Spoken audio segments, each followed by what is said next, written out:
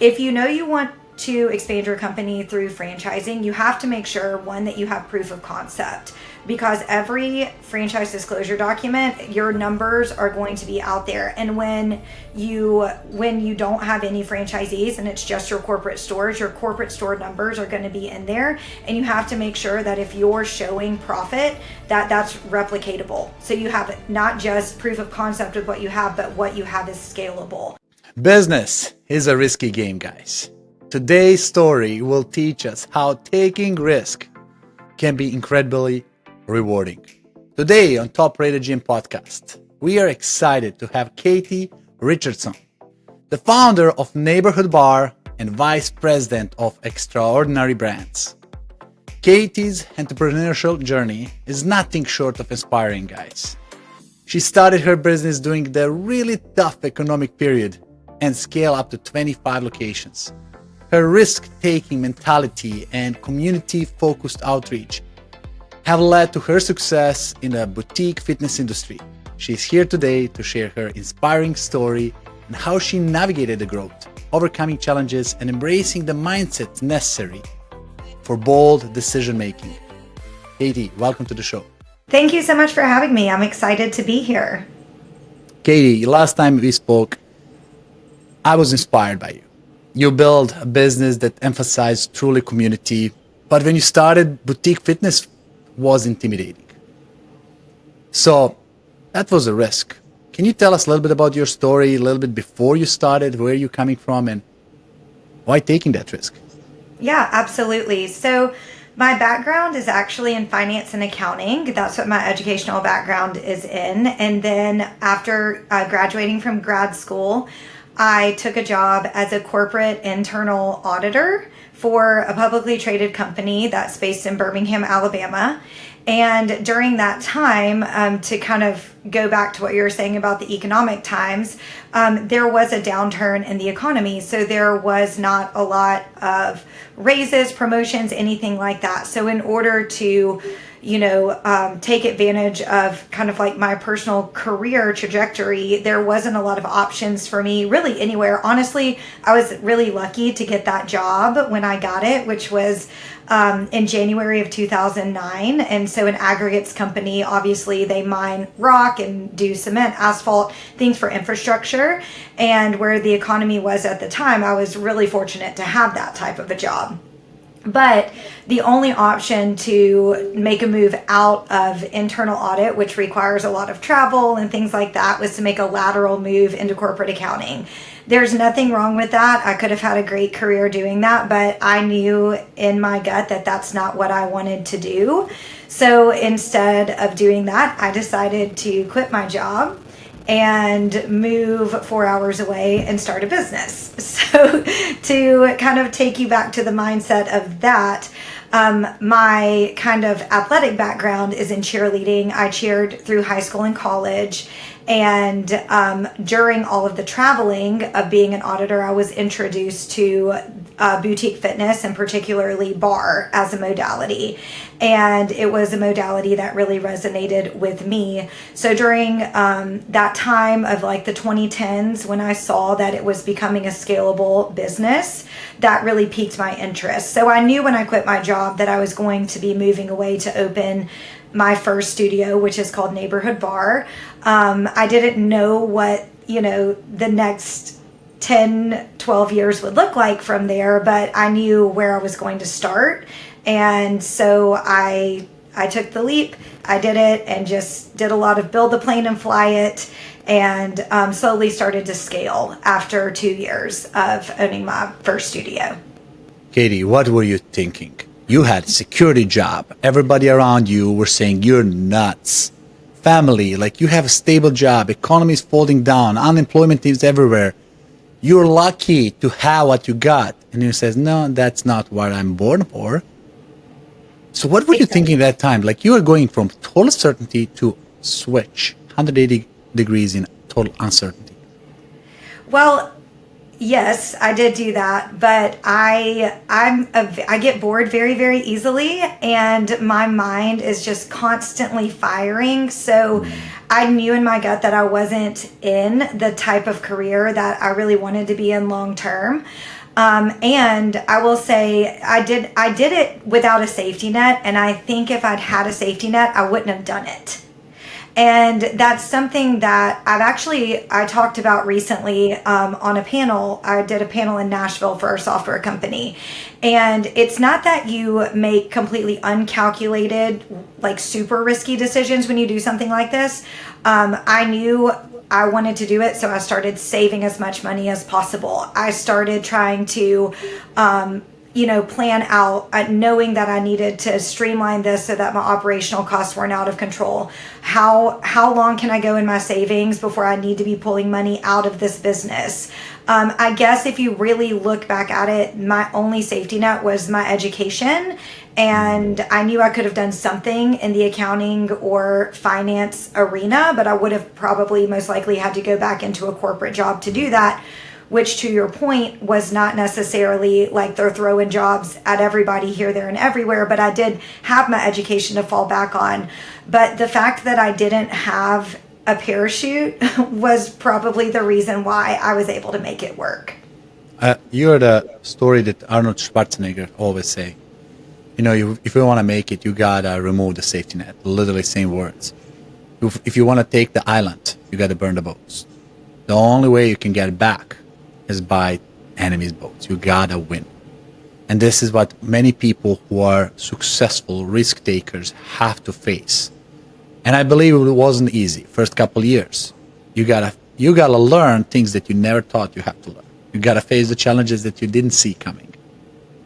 And talking about them, what is the lessons you learned that you didn't know you will learn maybe through that process?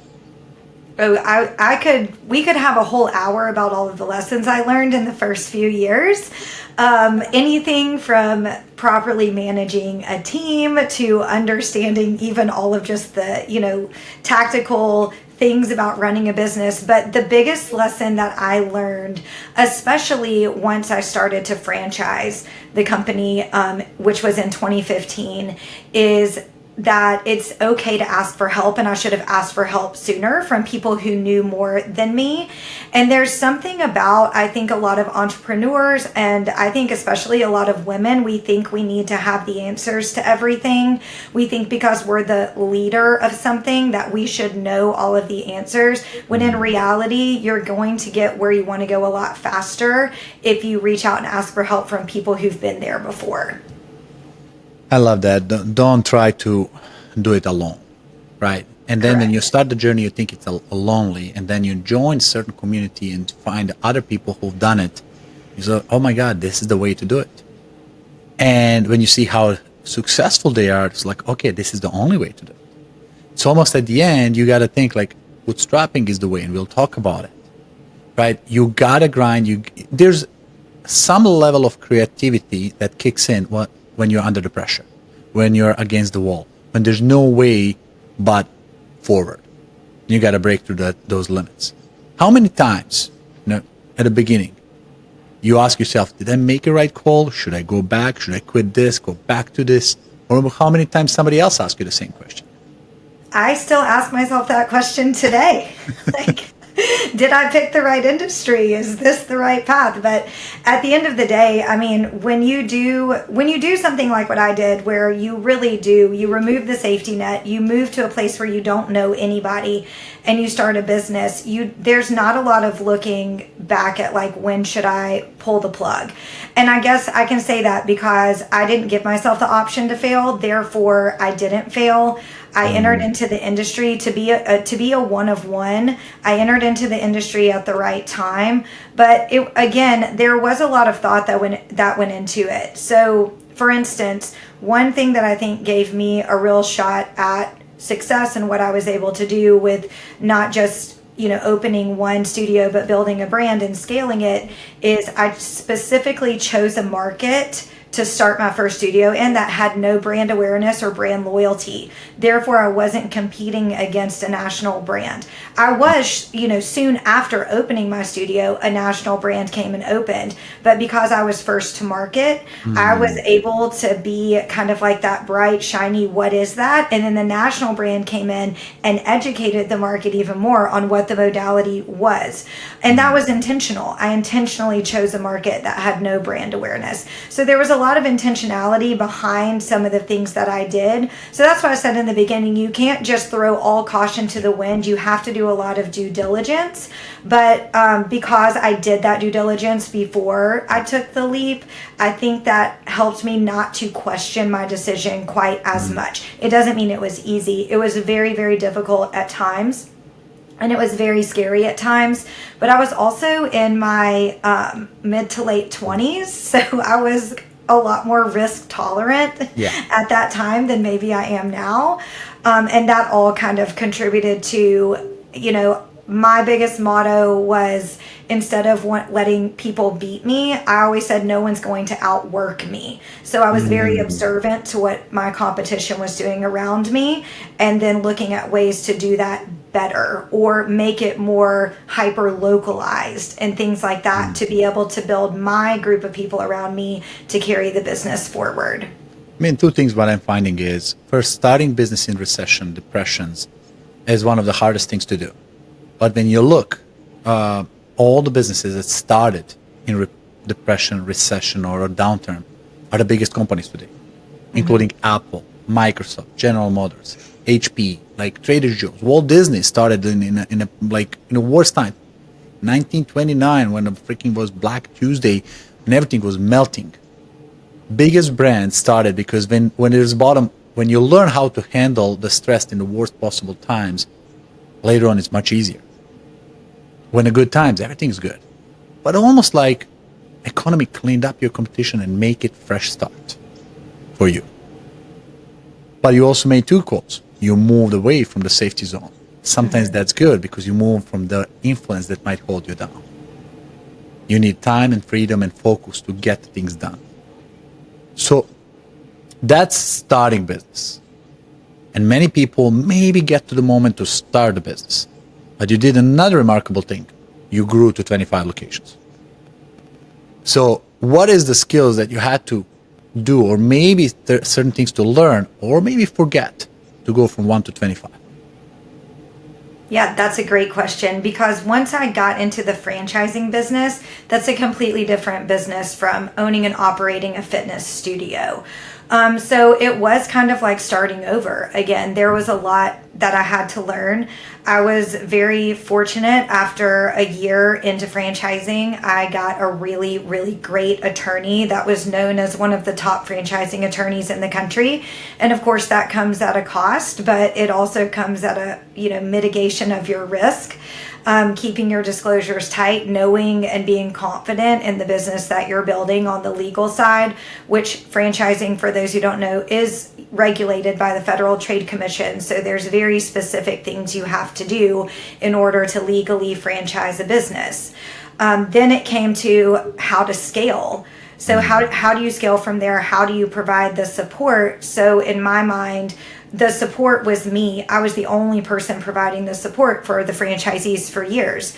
Okay, so what's going to cost me the most money to provide support? Travel. Okay, great. Let's start scaling within a 300-mile radius of where I live.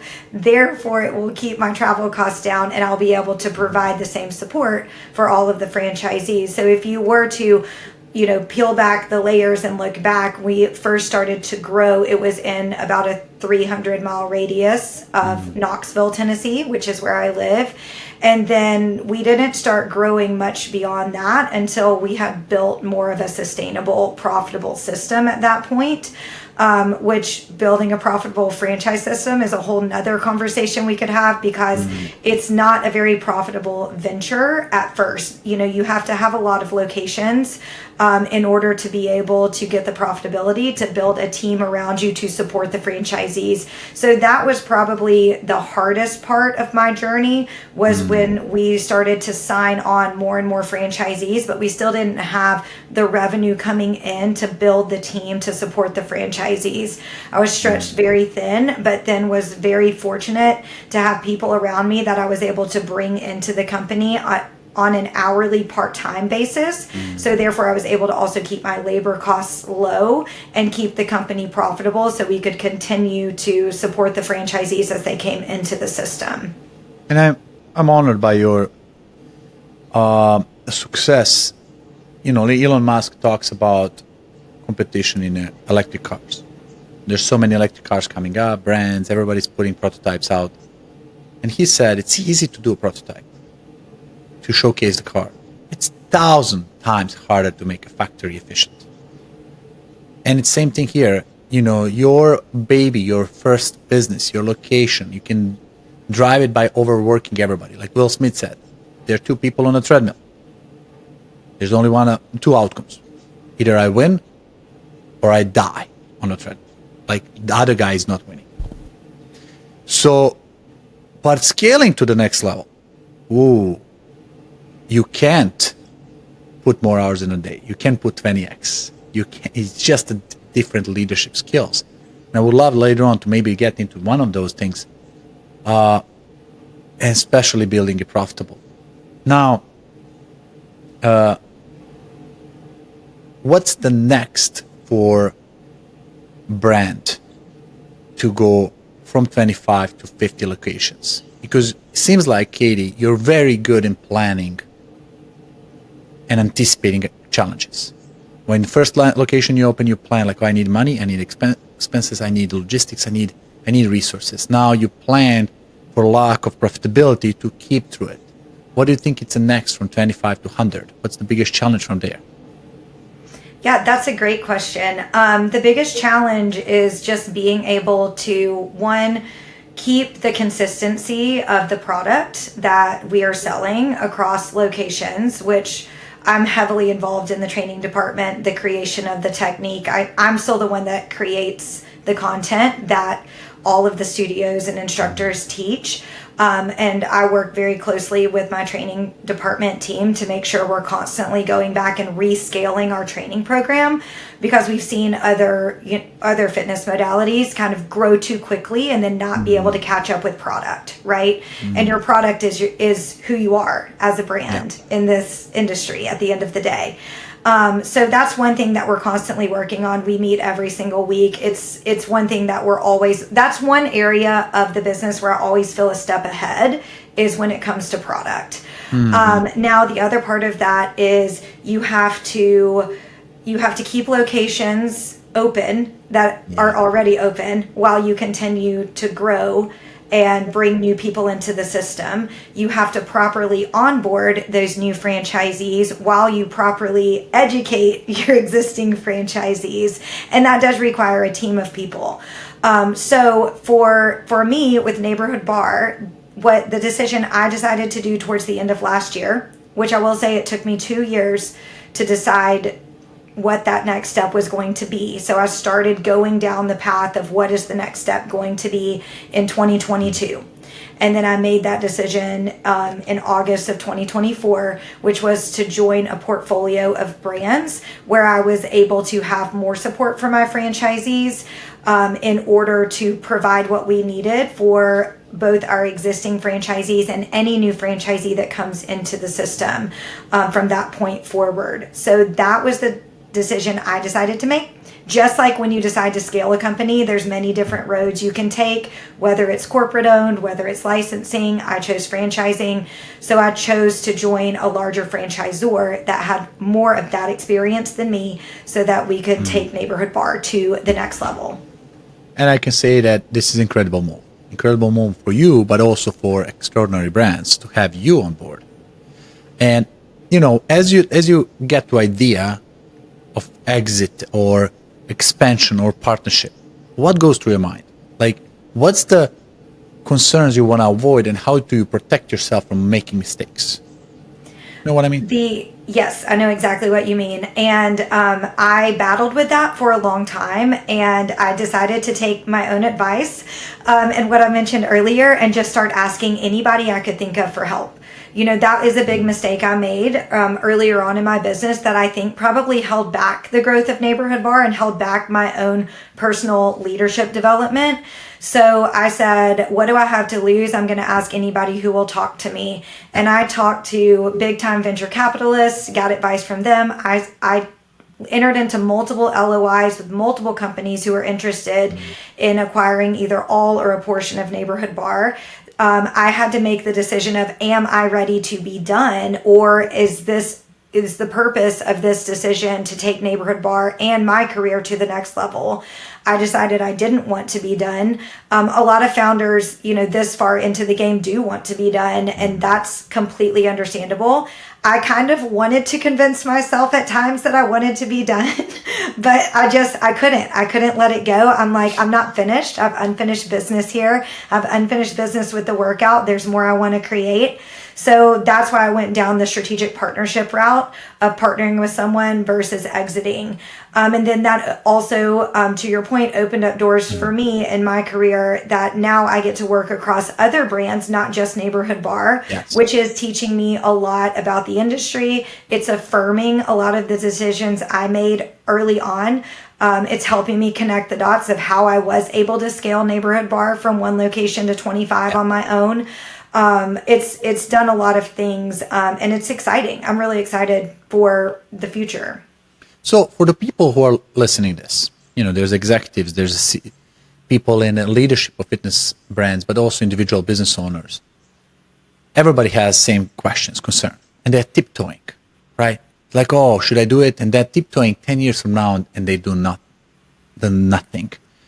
How come you're so decisive? Like, it seems like you get ideas, you act on it, and you make it happen. And I have following question. How the heck do you accomplish all of that? What's your time management? But let's go one at a time. What makes you so decisive? That's really funny that you described me as decisive, because I don't know many people in my personal life that would ever say that I'm a decisive person. But when you look at the business decisions I make, I am a lot more decisive. But again, it took me 2 years to decide what that next step for Neighborhood Bar was going to be. But the majority of that 2 years was not indecisiveness. It was me doing due diligence to make sure I was making the right decision. So I didn't make any big decision very, very quickly. And I will say the big decisions that I've made quickly ended up mostly being big mistakes that I had to undo in the past. Like getting wined and dined by a franchise development company when I was only a few locations in, and, you know, kind of getting hosed by that deal and then losing a bunch of money that I could have just done those things myself. I didn't need that company. Do you know what I'm saying? Yeah. So I've made a lot of mistakes, but the big decisions, like moving to Knoxville to open my business instead of staying in Birmingham, Alabama to do it. It took me time to make that decision, but just like the decision to join Extraordinary Brands, you do have to listen to your gut. So there's always like this head, heart, gut alignment that people need to have in order to make a huge decision, and your gut's always going to speak to you. So back when I made the decision to first start Neighborhood Bar, there was this existential push that I could not ignore. Like, I could not let it go.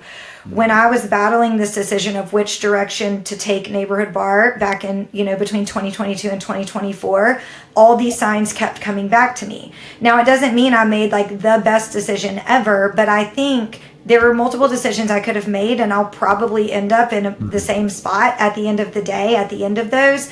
But I have a lot of faith in just the universe and being guided by those existential feelings.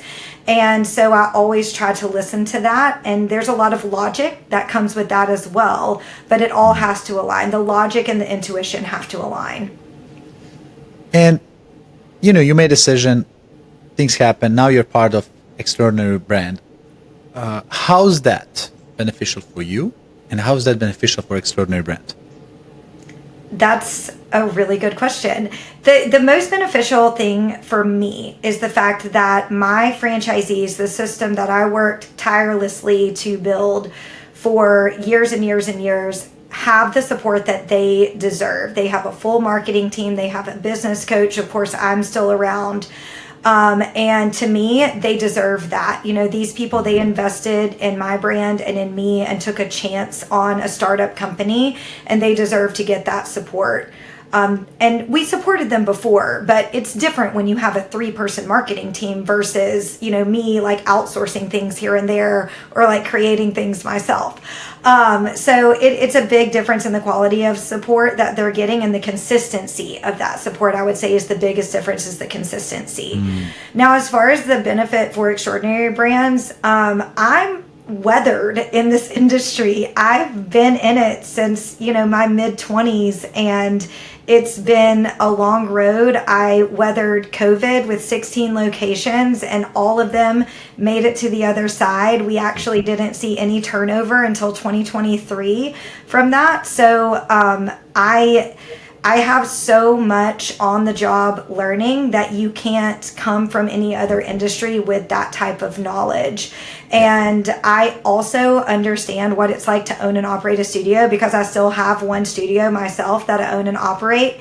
And when you're in the industry of franchising, to be able to have the perspective of an owner operator is invaluable, because then the franchisees know that you completely do understand and empathize with their day-to-day life. You can put yourself in their shoes, and you know exactly where they've been and, you know, challenges that they face, and it makes the relationship a lot different. Knowing you, you know, you are like a speedboat. You are bootstrap mindset. You think about every dollar coming out. Like, why do we waste resources? And you coming up to a bigger company, they're benefiting from you seeing like, oh my God, this girl can really shake things up. My assumption is that every time when the unit joins the bigger unit, it increases this agility, brings the energy, brings a new set of standards, what's possible, efficiency level at the highest level. Same thing happens with Zappos joining Amazon, with Booker joining MindBody, right? Josh becomes CEO of the company because they needed that new flood of energy. And that's why I believe that Extraordinary Brand is extremely benefiting from having you as a part of it. They might not be sharing that, but you bringing that kind of mindset, especially bootstrap. You can't find many bootstrap people going through that journey, getting to that high level, and now it's almost like 2 + 2 becomes 5. Yes. Your speed, your mindset, your energy, plus their experience, resources, and assets takes everything to the next level. Yes, 100%. And the thing about Extraordinary Brands is still in the startup phase as well. Yeah. So you make an exactly perfect point. I've been in the startup phase for what feels like the majority of my career, because it's ever evolving. So I do continue to operate with that startup bootstrap mentality. And I respect the funds and the money that's going into Extraordinary Brands as if it were my own money. And I'm very, very conscious of not wasting money, trying to conserve resources where we can, and and making sure any investment we're making into any brand is calculated and also weighed against, are we spending what we should be spending? What are the other quotes coming out there? Let's compare apples to apples. So you're right. I definitely operate with that mentality, because that's what I've been doing for the past almost 14 years at this point. Yeah, and it's one of the hardest things to do. Starting, growing, proving yourself, and really take it to the next level. When it comes to lessons, people are here thinking like, oh, should I stay or should I go? Or should I start this journey? What's the one advice for new upcoming franchises, people who are ambitious, that you would give it to them? If you have somebody in front of you saying they have 3 locations, they're ambitious, but they're not sure. Is there any gut feeling advice you would say? Yeah, I think that the advice that I would give someone, if you're sitting on a handful of locations, I had 2 locations when I made the decision to start franchising. My choice was franchising because someone approached me and said, I have to open one of these where I live. Like, how do I do that? Can I be the first franchisee? I mean, someone asked me for it. So that was like, light bulb goes off. Let me start looking into it. If you know you want to expand your company through franchising, you have to make sure, one, that you have proof of concept, because every franchise disclosure document, your numbers are going to be out there. And when you don't have any franchisees and it's just your corporate stores, your corporate store numbers are going to be in there. And you have to make sure that if you're showing profit, that's replicatable. So you have not just proof of concept with what you have, but what you have is scalable. Whether it is the baseline operating expenses that are scalable, whether it is the modality, whether it is a very specific workout. Like, one that I get questions on a lot right now is mat Pilates, because reformer is hot, now mat Pilates is hot. Okay, but what makes your mat Pilates different from the mat Pilates down the street? And what makes it a franchisable concept? What's going to keep it ever evolving? And Barre, as niche as it is, there's not a lot of Barre modalities out there. And so I really was able to create and streamline my own method. So I think there's a lot of things you have to think about there. What's going to make people want to purchase your brand over somebody else's that's in the same modality? And you just have to put it out on paper. What are the pros and cons? And where you see that there's a hole, how can you fill the hole? Is it possible to fill the hole? Maybe the hole is, wow, I would be a lot more profitable if I didn't have, I have 700 square feet too much in my business right now. So maybe if I'm going to franchise, I'm going to make that business model a little bit tighter so that my franchisees can be more profitable. That's a really, really common one that I see all the time, is people have way too much square footage. So what's your dollar per square foot? Those are the things you have to think about. Because when you start franchising, you're basically opening up, like, this is my business model and this is what I'm selling. So what would you change about it, or would you keep it exactly the same? And then the second part of that is get a really good attorney. Yeah. Surround yourself with the people. It's incredibly valuable having the right people on the team. Guys, it's 10 times more valuable having fractional positions. They're incredibly expensive and good than full-time somebody who is new. My experience with the CFO, the guy he had 4 exits before. And when we were starting the company, everything we did was, okay, let's form the company the way that is easier to go public. Let's make a company that people like to invest in. Let's create an operating subscription, private placement memorandums that people like to understand and easy to understand. Let's create reporting on a monthly, quarterly basis that people like to see. It's like, align yourself right away based on what the future expects you. And having the right people, I meet with my CFO twice a month for a full day, and we accomplish more than I accomplish with any other person in a month as well. But he's the guy who is full-time C-level executive CEO of public companies. And getting people like that, and he's doing it with me because of fun, because of joyful ride, sharing experience and creating something new like startup. People will do that. So surround yourself with the people who done it before, and for them it's not learning, it's execution. They don't need to experiment. They already know what they're doing. Right? Now, Absolutely. Kate, taking risk is not easy and people struggle with that. Can you walk us on the opposite side? You took a risk, didn't pay off. What did you learn from that? I think that's where I learned that due diligence, it's never a bad thing to slow down making a decision, to make sure you do your due diligence and understanding the decision that you're making. The very first attorney I ever used, and this is why I always say get a good attorney, wrote me a non-compliant franchise disclosure document, and thank God no one signed it, you know. Like I said, the franchise development company, I didn't even know exactly what a franchise development company was, but they came down, they guaranteed me they were going to sell X amount of locations. You know, luckily I was able to get myself out of that agreement pretty easily, and I took a little knock on the chin financially, but I was able to recover from it. And so a lot of my biggest mistakes, especially if it was a financial mistake, I think your mindset, you cannot let it, I mean, it's going to set you back a little bit, but you can't let it mentally set you back. Yeah. So if I ever made a mistake that had a significant financial impact, my mindset's always been, okay, what do I need to do to make that money back? And it sucks because you're like, oh, I was just about to go buy, you know, a new bag or something, and now like, you know, that's not happening.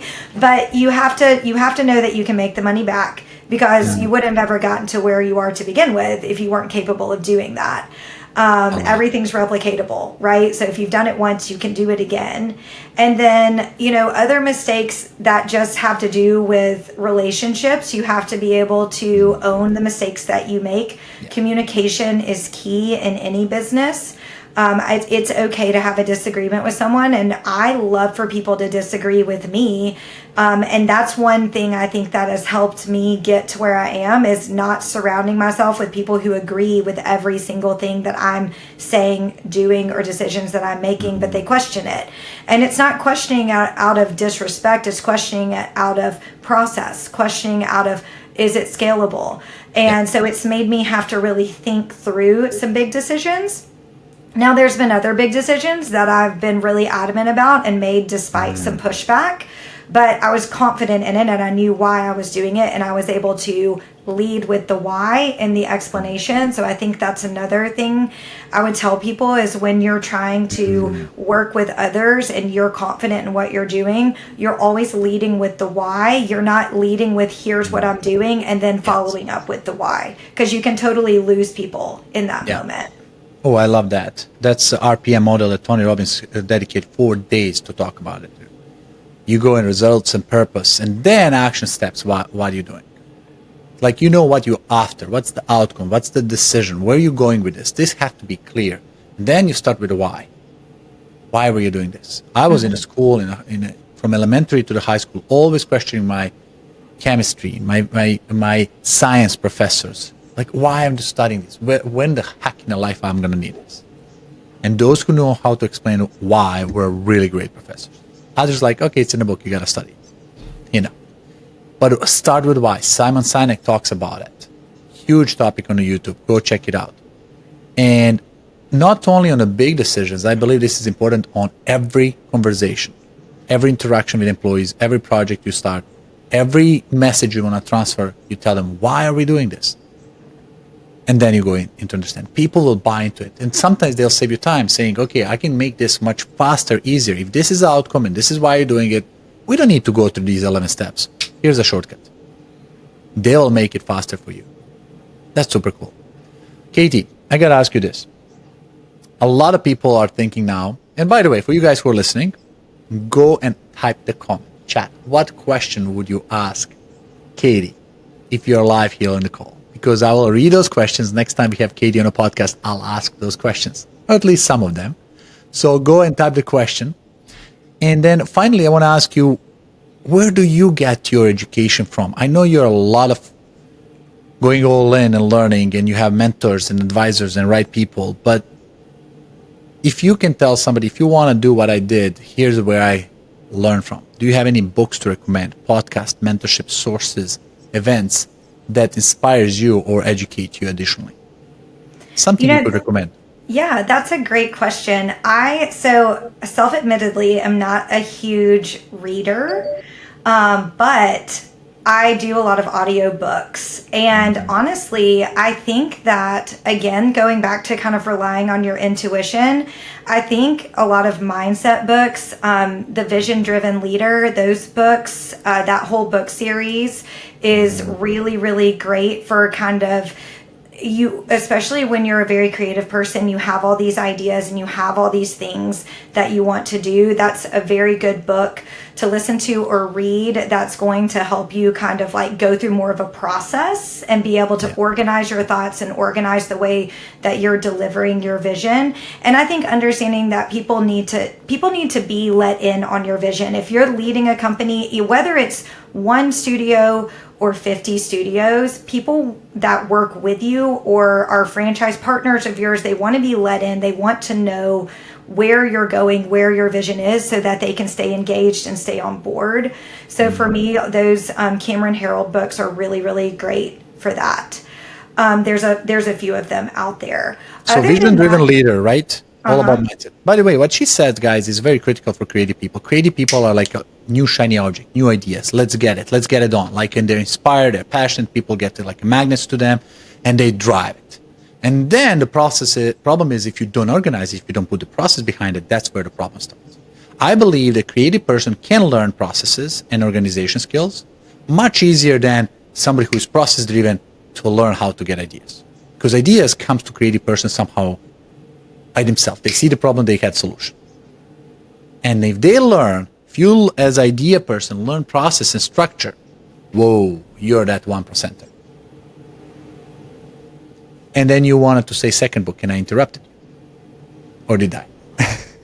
Oh, no, the only other thing I was going to say is like absorb podcasts. I mean, things like this, like listen to people who have been there before, and there's a million podcasts out there, but if you zero in on your niche, this podcast is a perfect example of just listening to people who've done it before, because I think also hearing from people who are willing to tell their real story and not just talk about their successes, but talk about their struggles is very affirming when you're trying to get your business to another level, because it's not a linear journey. So I think being able to talk to people or listen to podcasts and just absorb people's journeys, it's going to help with the mindset as far as affirming the setbacks, because setbacks are always going to happen.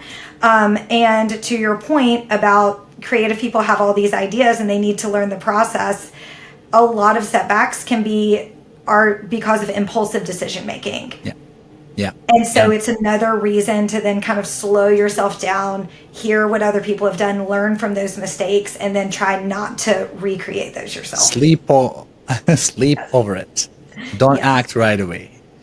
Morning is smarter than the evening. Like those creative idea. And I know you're laughing because we're all like that. Entrepreneurship mindset is like, oh my God, there's never enough time to execute all the things we want. There's always more ideas than the time to execute.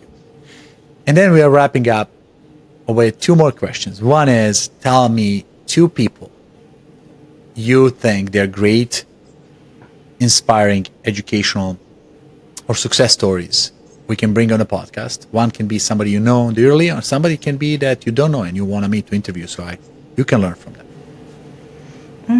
That's a great question. Two people to bring on the podcast. You would recommend coming on a podcast? I would recommend getting a successful franchisee's perspective.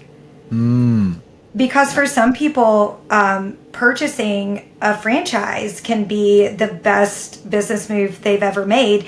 And that's going to fit kind of what you talked about a second ago, whereas the successful ones are going to be very process driven, that buy a franchise because they're not getting those creativity downloads, and so they want to purchase somebody else's concept, but it's that process driven mentality that gets them to be successful. And you can be a successful franchisee of one location, or you can be a master license holder and have your own corporate entity where you have 10, 20, 30, 50 locations. And I think that perspective, in my opinion, would be really interesting to hear from how they made the franchise successful for themselves.